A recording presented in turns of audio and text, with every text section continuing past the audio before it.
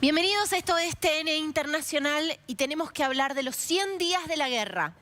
100 días de una guerra iniciada, por supuesto, a partir de una invasión, una guerra absurda que deja un saldo estremecedor, pero que, repito, deja ya en el escenario de una guerra prolongada un final muy, pero muy incierto, con un costo humano altísimo. Para Ucrania, desde el 24 de febrero se juega una bisagra, una encrucijada en dos sentidos distintos con temporalidad distinta. Primero, un baño de pasado que viene a recordarles que Vladimir Putin no reconoce, y esa es la premisa fundamental de la invasión, no reconoce la soberanía de Ucrania como tal y la identidad de Ucrania como tal. Vaya baño de pasado para el pueblo ucraniano. Y un segundo sentido que tiene que ver con el futuro.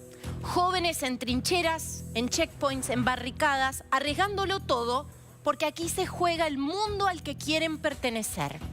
El mundo al que quieren pertenecer, que poco tiene que ver, para millones de ellos, con la autocracia que encabeza Vladimir Putin. Y el saldo es este. Estamos hablando, y veíamos recién el dato, 4.000 civiles muertos según los datos de la ONU, pero entendemos que esta es una estimación muy conservadora con respecto a otras cifras que se manejan, porque además mucho lo desconocemos.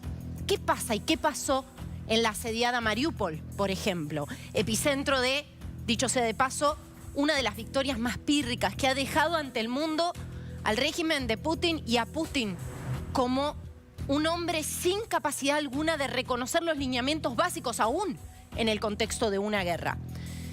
Por supuesto, tenemos que hablar de los desterrados de Ucrania. Más de 7 millones de refugiados y 8 millones de desplazados internos. Personas sin perspectiva de futuro alguna. Jóvenes que han tenido que dejarlo todo, familias desmembradas, mujeres que huyen con sus hijos a merced también de las redes criminales más abyectas y tantísimos niños huérfanos en esta Ucrania diezmada, en esta Ucrania que se ha visto obligada a resistir. Por cierto, una resistencia que sorprendió al mundo. Porque lo que parecía iba a ser una, entre comillas, operación militar especial que se iba a llevar puesta a la propia capital Kiev en apenas algunos días y que iba a terminar haciendo, según los objetivos del Kremlin, capitular al gobierno de Volodymyr Zelensky, bueno, termina siendo un escenario de guerra prolongada, repito, con muchas victorias pírricas para Rusia. Seguimos, por supuesto, repasando los datos de lo que dejan los 100 días de la guerra. 13.000 denuncias de crímenes de guerra. En este momento hay equipos de organizaciones internacionales trabajando en Ucrania y relevando, porque esta ha sido una de las particularidades que ha tenido esta guerra. Tiene que ver, por supuesto, con la posibilidad de registrar casi en tiempo real lo que ha sucedido y lo que iba dejando el repliegue de las tropas rusas en el anillo de Kiev, por ejemplo, en Bucha, que ha sido reportado incluso por periodistas argentinos que han podido estar allí para ver el escenario de verdaderas masacres que fueron las zonas aledañas a la capital Kiev. 20% del territorio de Ucrania está ocupado por Rusia. Por supuesto, hoy la guerra está circunscripta a la franja este, a esos objetivos centrales que tenían que ver con un área de influencia de Rusia. Pero recordemos, el objetivo inicial de la operación militar especial era lograr que este gobierno, un gobierno muy duro con respecto a la influencia de la Federación Rusa o a la aspiración de influencia de la Federación Rusa en Ucrania, que es el de Volodymyr Zelensky, capitule. Eso no sucedió. El objetivo político no se logró. Por el contrario, Rusia terminó muy aislada, con durísimas sanciones y teniendo que enfrentar hoy una guerra prolongada, una guerra de desgaste que, por supuesto, como todo escenario de guerra de desgaste, le da ventaja al país agresor. Pero atención, porque la resistencia ucraniana le pide al mundo más armamento y promete seguir resistiendo hasta que Ucrania gane. Esta guerra va a durar hasta que Ucrania gane, lo decía en este mismo espacio, en la entrevista que hacíamos junto con Nelson Castro, el canciller ucraniano Dmytro Kuleba. Y a propósito de los 100 días de la guerra, quien habló fue el presidente del país, Volodymyr Zelensky, y esto dijo. Лідер фракції тут, голова Офісу президента тут, прем'єр-міністр України Шмигаль тут, Подоляк тут, президент тут. Наша команда набагато більше. Збройні сили України тут. Найголовніше наш народ, народ нашої держави тут. Захищаємо Україну вже 100 днів. Перемога за нами. Слава Україні! Героям слава. Героям слава! Героям слава. Las palabras del presidente que resuenan por millones. Slava Ukraini, Heroyam Slava. Slava Ucraina, Heroyam Slava, ¿no? Gloria a Ucrania, gloria a sus héroes. La frase más escuchada en Ucrania por estos días. Y uno se pregunta, y le damos la bienvenida a Manuel Jove, productor que estuvo con el equipo de Nelson Castro allí, y a Sana Schutman, que es periodista ucraniana.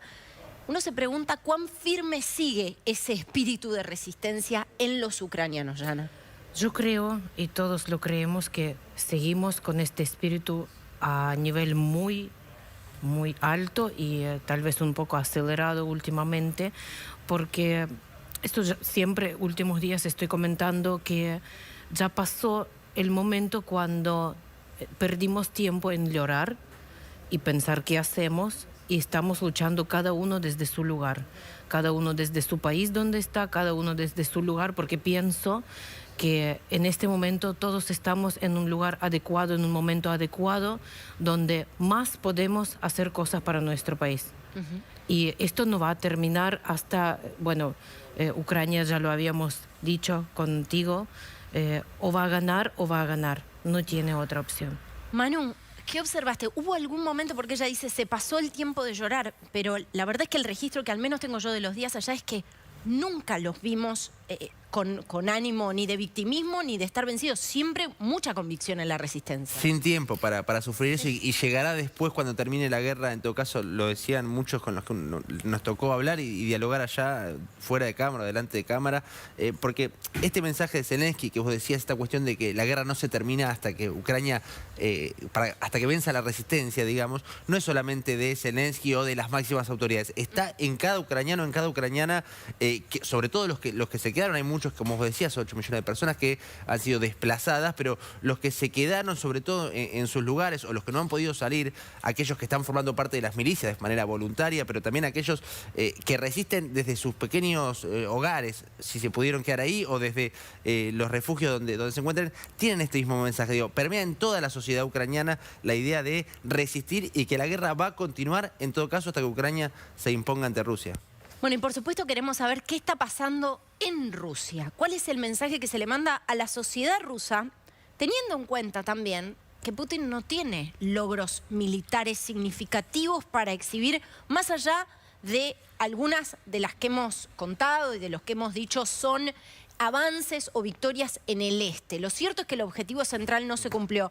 Andrei Shelshov es doctor en Historia e investigador del Instituto de Historia Universal de la Academia de Ciencias de Rusia y está en contacto con nosotros. Andrei, muchísimas gracias por este diálogo con TN Internacional.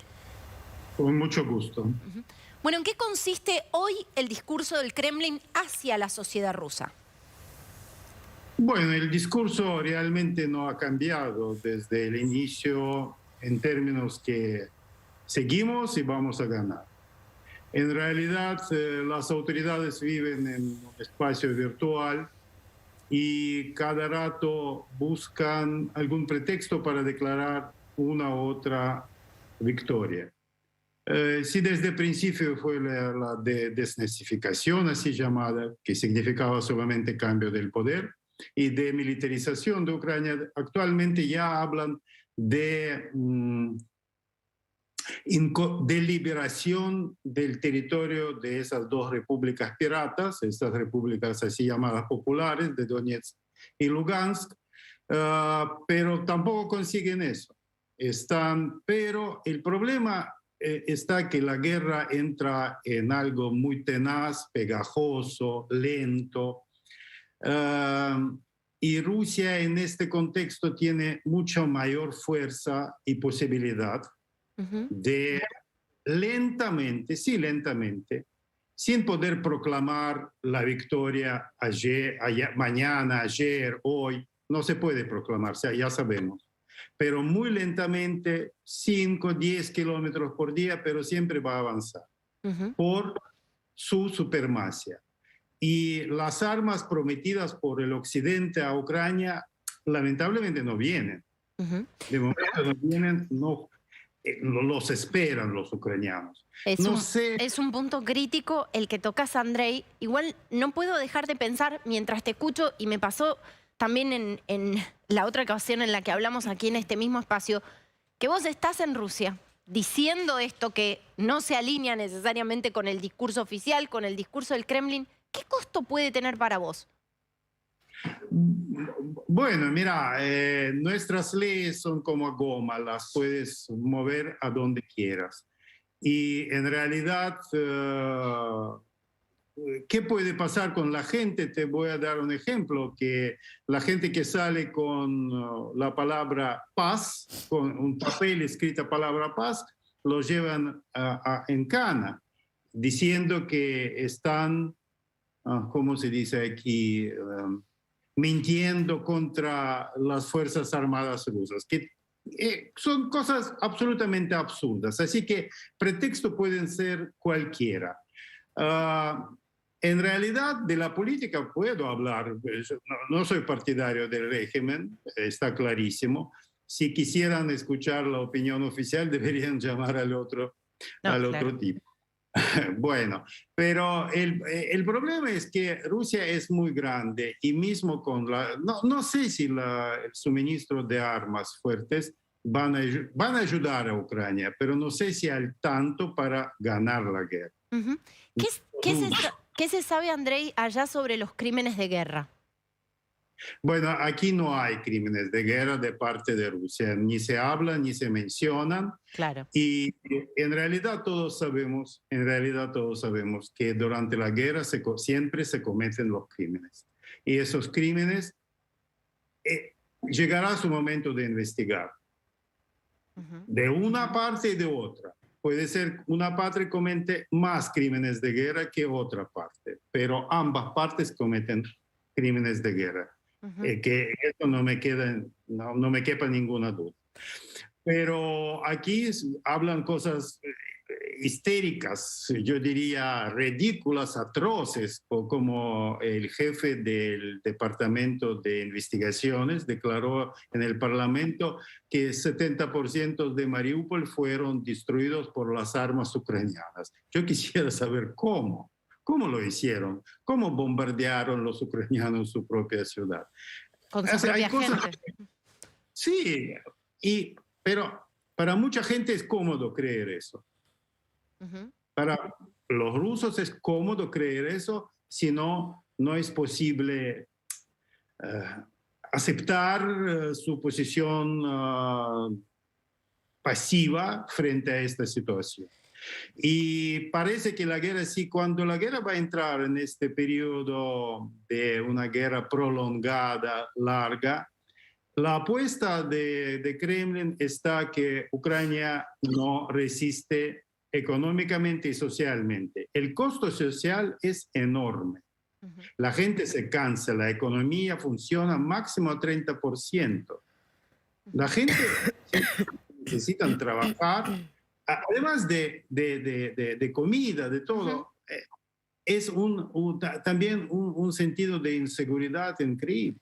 Sí. Entonces, la apuesta es eso, que el propio cuerpo de la nación no va a resistir, no va a soportar. Va a forzar o a empujar al propio presidente Zelensky a resignar algo. Andrei, por supuesto te pido que te quedes con nosotros, pero le quiero dar la palabra aquí a Manu Jove. Manu, ¿vos sentiste en algún momento ese agotamiento en algún sector de la sociedad? ¿Te percataste de eso? Porque se entra como en un estado de guerra donde se naturaliza lo imposible, absolutamente, ¿no? Todo se naturaliza. Eso uh-huh. es lo que sucede, lo que empieza a suceder en las distintas ciudades donde la guerra iba llegando e instalándose cada vez más. Vos lo sabés, aquellas ciudades más cerca del oeste quizás estaban más alejadas, pero también la tensión era muy, muy fuerte ahí, ¿no? En todo lo que era Lviv y las inmediaciones. Una tensión muy, muy compleja para el día a día, para la vida. Cuando nosotros nos fuimos, el equipo se fue pasando un poco más del mes de la guerra, empezaba a, entre comillas, normalizarse un poco la situación y lo loco, lo insólito que es ver cómo los restaurantes o los comercios intentan abrir, intentan sobreponerse a ese contexto tan anormal, tan atípico, y creo que desde ese momento a esta parte se vive en esa situación de tensión constante, con un esfuerzo por tratar de instalar cierta normalidad. Muy complejo todo, ¿no? Muy, muy complejo de lograr. Yana, quiero preguntarte también por las familias diezmadas, la cantidad de chicos huérfanos de los que estamos tomando conocimiento recién ahora. Madre parte de la resistencia o madre muerta en un bombardeo, padre parte de la resistencia y caído por parte de Ucrania. Hay muchísimos. Nosotros no sabemos y nunca vamos a saber la cantidad exacta de estos chicos porque muchos, los rusos se los llevaron a su territorio. Dicen que fueron llevados 200.000 más o menos chicos, solo chicos, niños, y no sabemos dónde están y qué va a pasar con estos niños. Ahora, en estos días, se me contactó un voluntario de Ucrania que está ocupándose por niños huérfanos en región de Kharkiv y está pidiendo ayuda a 4 voces, a 4 manos, no sé cómo se dice, de que la gente ayuden con dinero a las cuentas de ellos porque tienen bajo de su protección 570 chicos, desde chiquitos que usan pañales hasta los de 16 años. Y la mayor preocupación de esta organización, por ejemplo, que no tienen a quién pedir nada exactamente. Y aparte, la sociedad, la gente que vive ahí alrededor, los acogen y los reciben de todo el amor y atención, pero no alcanza. Ayer, por ejemplo, vi un video de una nena y 2 varones que su papá murió hace unos meses, 2 meses, en una de las batallas, y en estos días murió su mamá porque no pudo tener una atención médica exacta en Kharkiv y se le infectó todo por una herida. Ayer también salió una noticia que, mira, te lo digo y se me hace todo piel de gallina, de un niño de 8 años que estaba escribiendo su diario, que escribió en su diario, y eso fue por todo el mundo esta noticia. Se me murieron 2 perros, abuela Gala y mi amada ciudad Mariupol. Ayer, a los 100 días de guerra, este chico con su hermana y con su mamá pudieron evacuarse a Zaporilla. Y como estos hay miles.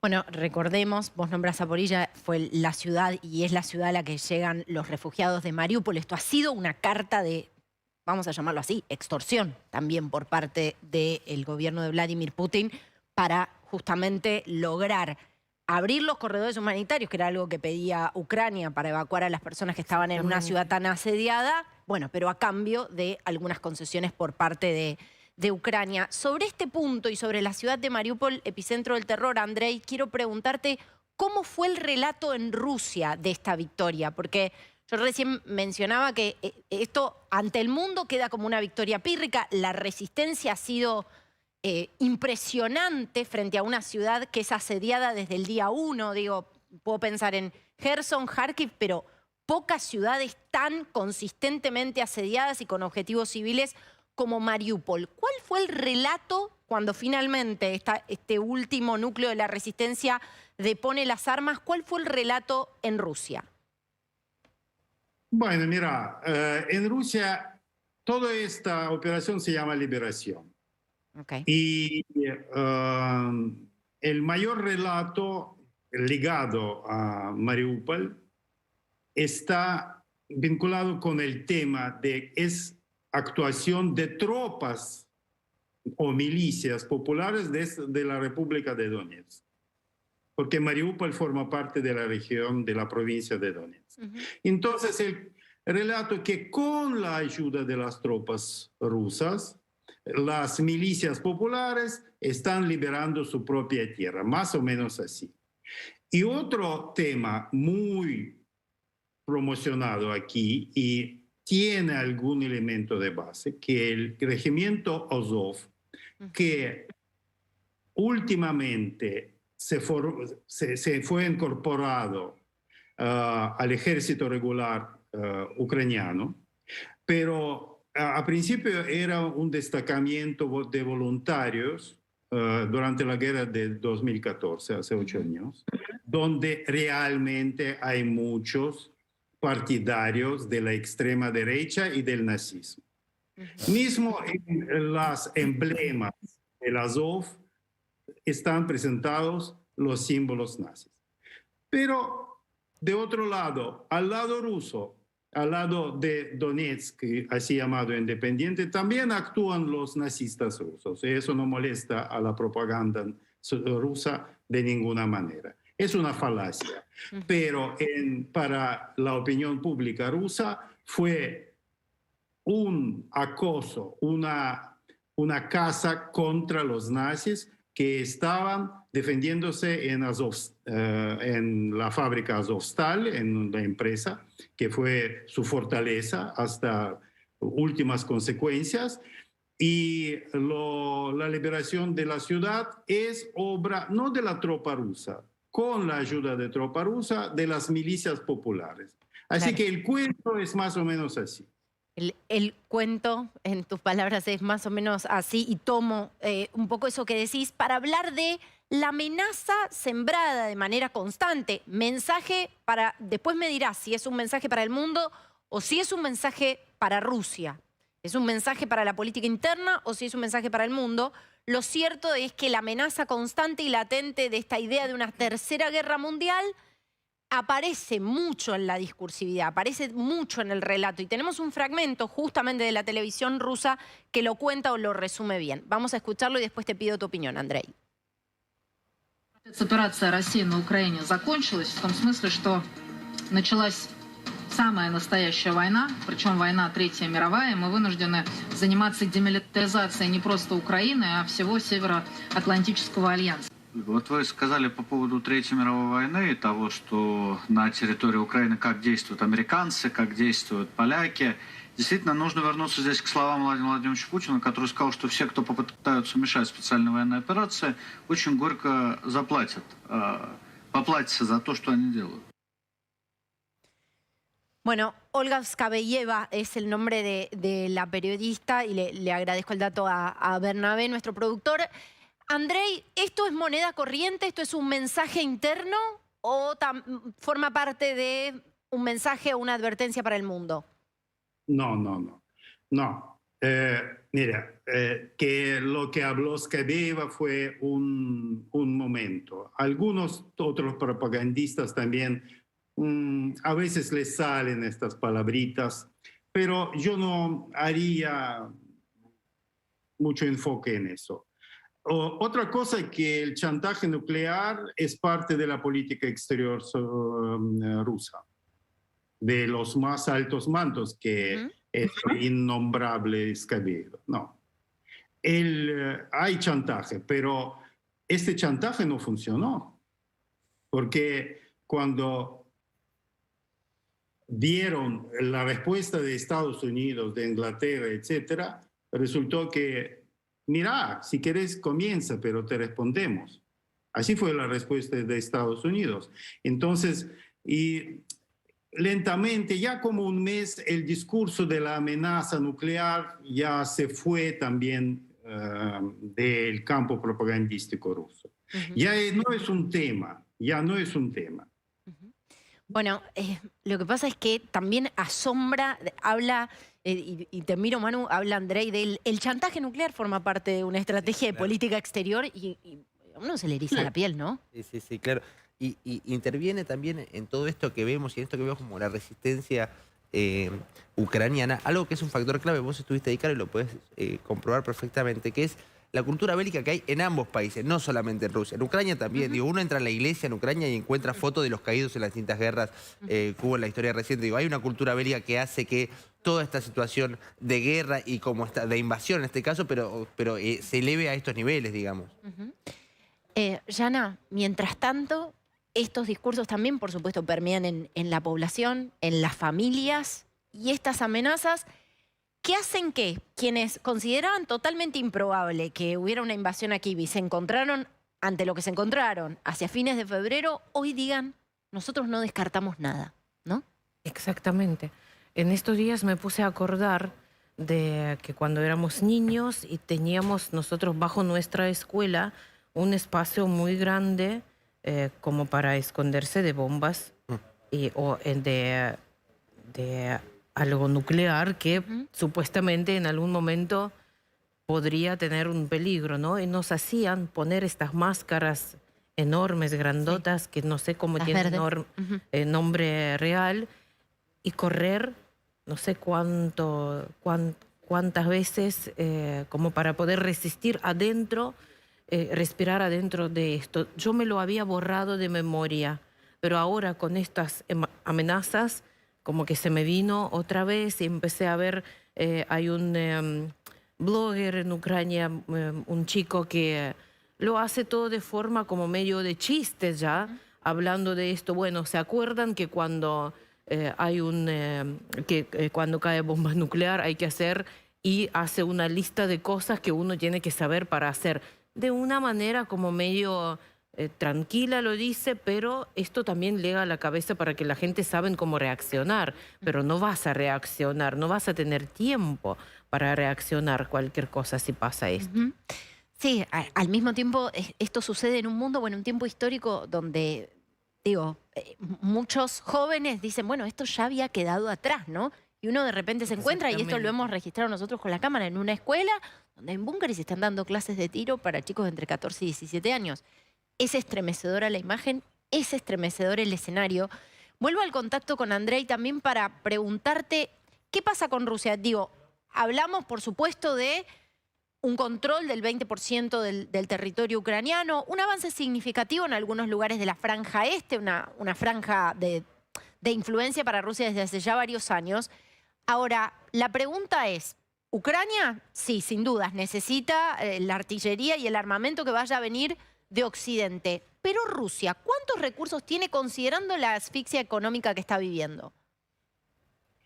Bueno, es una buena pregunta. En realidad lo que comienza ahora es una corrida. ¿En qué país más rápidamente llega al borde de la crisis interna? Y Rusia militarmente es capaz todavía resistir. Las armas ya pueden utilizar todo almacenado desde la época soviética, que es interminable la cantidad de la técnica, y puede resistir.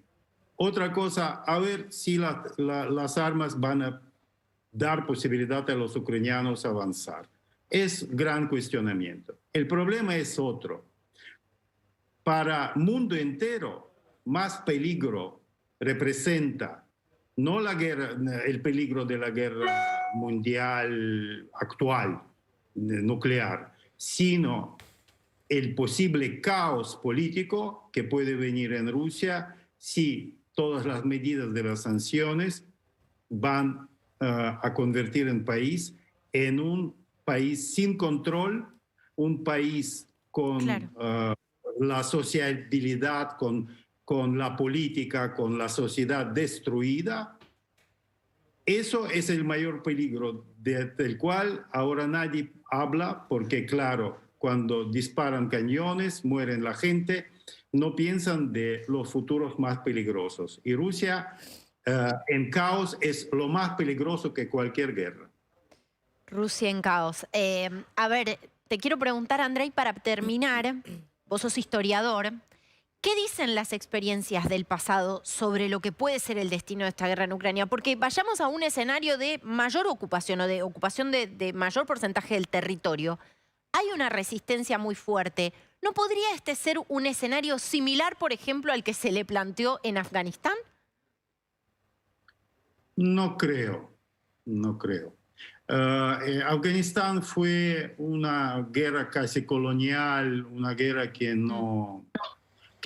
importó por acabar con recursos de la Unión Soviética, con impacto moral, con 30.000 muertos que provocó esta guerra para el país. La guerra de Ucrania es algo más fuerte, es algo que puede cambiar toda la identidad nacional, puede provocar una crisis moral profunda después. Lo que va a pasar prácticamente de los territorios ocupados es muy posible que Putin los declara su anexión Claro. porque en este momento ni hace falta los referéndums, hacen una táctica diferente, están distribuyendo los pasaportes rusos a los ucranianos, casi por obligación. Entonces en algún momento van a decir, bueno, son todos ciudadanos nuestros, entonces anexamos a ellos con territorio. Todo puede ser. Otra cosa que Ucrania nunca lo va a reconocer, pero hay muchos conflictos eternos que no se reconocen una parte y las conquistas de otra. Mira el Chipre, ¿cuántos años todavía está dividido en dos países? Y siguen sin reconocer unos a otros. Entonces, lamentablemente es un callejón sin salida para bastante tiempo hasta que en Rusia se cambie el régimen político. Andrei, muchísimas gracias por este contacto con nosotros. Con mucho gusto. Buenas tardes. Bueno, imposible y no sería ni prudente ni serio hacer ningún ejercicio de futurología, pero estamos en un escenario de guerra prolongada, no se avisora un final para esta guerra. ¿Qué costo mayor puede incluso tener para Ucrania, Yana? Es una pregunta, parece chiquita, pero es muy grande. El costo no lo sabemos. En costo en dinero, en costo en corazones, en costo en las almas, en la gente perdida, en las familias destrozadas. Yo a veces me levanto a la mañana y pienso que es mi mayor miedo no tener dónde volver. Ayer una amiga me preguntaba por mi familia y me doy cuenta que eso es lo que dijo Manu, que somos resistentes y no lloramos y no bajamos los brazos, pero sí lloramos. Lloramos cuando nadie nos ve y nadie nos escucha. Yo a veces me voy lejos para gritar en ucraniano y es normal, ¿no? Y mi mayor miedo que yo no día mañana me entero que mi familia no está más, mi casa no está más. Bueno, casa es lo de menos, pero familia, la que tengo en Ucrania, amigos, los que están luchando contra los rusos todos los días y se suman y se suman. La gente están haciendo cursos de usar arma, de estrategia. La gente que yo estaba en misma mesa trabajando, así como estamos sentados con vos, escribiendo historias de la vida, historias felices, ahora están con armas en la mano. Y yo tengo miedo que mañana, si vuelvo o no puedo volver, no encuentro más estas personas. Empezando de la mamá, abuela, lo que es más preciado que tengo, y otros, y primas y sobrinos, que ahora están volviendo, de hecho, algunas primas mías con los niños chiquitos, porque no pueden más sentir esta sensación de refugiados, que no tengo casa, no tengo dónde ir. Futuro. Entonces, mientras que la tiene, una prima me dijo, tiene una nena de 4 años, mientras que tengo casa, yo quiero estar en mi casa con mi familia en mi país. Sí, incluso hay historias inentendibles, ¿no? Bueno, yo te comentaba fuera de cámara y me parece oportuno compartirla. En algún momento estuve en contacto con alguien que vivía en Estados Unidos, una joven ucraniana que me pedía algún tipo de ayuda para dar con su familia, que estaba en Mariupol. Hace unos días nos volvimos a poner en contacto, le pregunté cómo seguía su familia y me dijo, bueno, están ok porque están vivos. Están vivos. Pero no se quieren ir. Claro. Ciudad ocupada, una ciudad asediada, el epicentro del terror. Digo, sí. Si Bucha estremeció al mundo, no conocemos la dimensión del desastre que ha sido Mariupol. El ¿no? desastre ahora se está empezando también, o sea, empezando de ser más desastrófico, porque viene calor y hay muchísima gente muerta abajo de los escombros. Y esto puede provocar un montón de enfermedades, de cólera, de otras infecciones, porque no hay agua potable. Y los rusos lo que están haciendo con la gente que quedaron, que viven en Mariupol, los hacen trabajar por cambio de agua potable y un pedacito de pan. Lo que hacían los nazis en la Segunda Guerra Mundial. Mi abuela me dice que los nazis le daban caramelos y pan a los niños para que tengan más fuerza. Y los rusos los matan. Qué increíble, claro, estar pensando lo que pensaba ella de ya llega el calor, ya llega el verano, y me acordaba la imagen de ustedes cuando llegaron en el medio de la nieve, digamos, todo lo que se extendió y todo lo que pasó en el medio, mientras lo vemos a la distancia, es esto, ¿no? Son familias, son niños, es una generación que va a estar eternamente marcada por la guerra, ¿no? Absolutamente, y no sé si te pasó a vos, pero generalmente la primera pregunta cuando llegas tiene algo que ver con, bueno, explícame qué está pasando. ¿Cómo Claro. explicaste Ucrania cuando regresaste? ¿Cómo la explicabas? Es muy complejo. Es complejo porque es esto que te digo. Y es además la guerra. A mí me quedó una imagen muy marcada, muy grabada, más allá obviamente de lo fuerte que es el momento en el que uno ya ingresa y cruza la frontera y toda la cuestión de una ciudad, un país militarizado. Me quedó la imagen de, en el medio del centro de Kiev, en la estación Lubyansk, una estación terminal de subte muy importante, como si fuera Constitución o Retiro acá en Argentina, en Buenos Aires. Todo absolutamente destruido después de lo que había sido un ataque y las esquirlas del ataque que habían dañado todo en las inmediaciones. Y dos chicos de 17, 16 años, sacándose fotos selfies entre los escombros para subir a sus redes, para publicar, para tratar de transmitir qué es lo que están viviendo ellos. Digo, esa es la guerra también que vivimos hoy. La guerra en este contexto social que parecía absolutamente imposible, no te digo hace mucho tiempo, hace unos meses nada más.